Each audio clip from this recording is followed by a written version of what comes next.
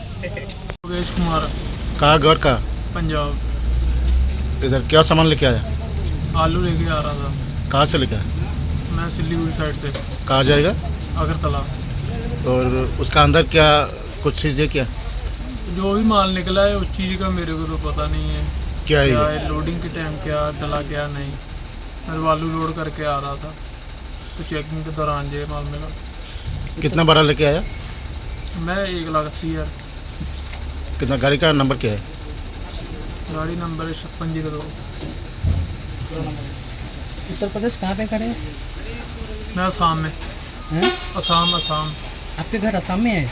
मेरे घर पंजाब में है। कब आया? त्रिपुरा में नहीं? हाँ, मैं पहली बार ही आया हूँ।